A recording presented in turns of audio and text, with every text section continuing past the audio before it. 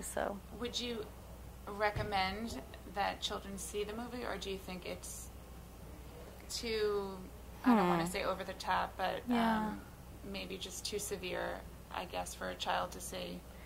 I think it's a judgment call for each parent, but me personally, I would say maybe about 10 years old and up. I think it would be educational and eye-opening to see. Sure, younger children might be a little graphic and disturbing. Right, right. Yeah. Tell me a little bit more about your book.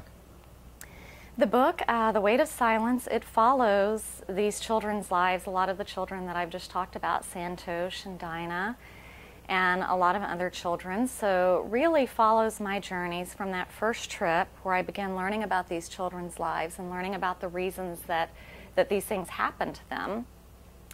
And I kept returning many years and followed through the country, and I interviewed many doctors and teachers and social workers. And really what I do is I tell the children's stories kind of through my own journey and following along on my experiences.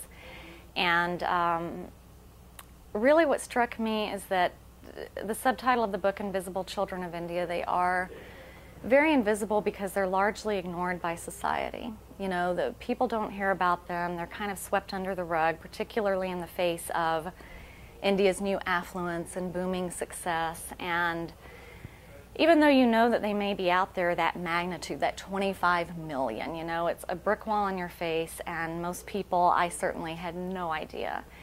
And to have that large of a group of people that you never hear anything, powerful voice and a hopeful voice, and try to, you know, help tell their stories. So that's, thank you. And your mom, who's sitting yes, over there? Yes. Yeah, she's got a copy of the book. Well, what our members should know is that you're, before advocate, you're an author. Right, right. And you're a writer, and you write for who? I do mostly freelance writing, so I write for different magazines and newspapers. I write for Washington Magazine, and I've written for the Seattle Times and Austin Woman Magazine, Outdoors Northwest, and a lot of other kind of industry journals. I do a lot of travel writing. I just finished a project for National Geographic as a writer on a geotourism guide.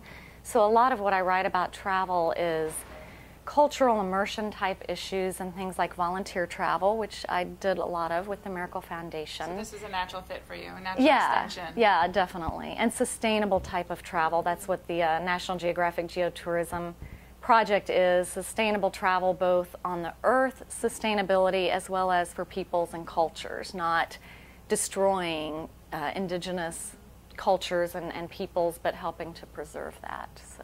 And you've always been a working mom? Yeah, pretty much always. I think when I was in my last stages of pregnancy and just had Chandler, I didn't work for about 5 months. I think that's about it. That's about it. So, yeah. Do you enjoy doing both?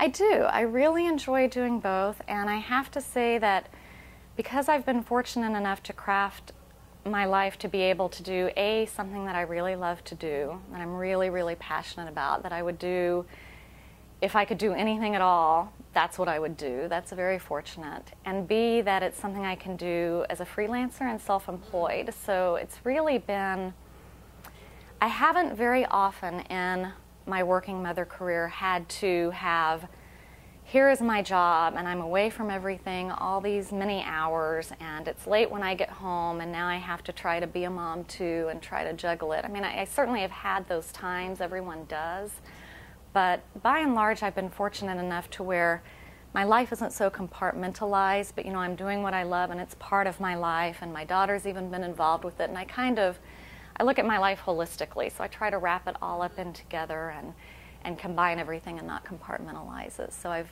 consciously tried to do that, and I've been fortunate in how I've been able to work as well. That's perfect. Sounds perfect to me. It is. It's wonderful.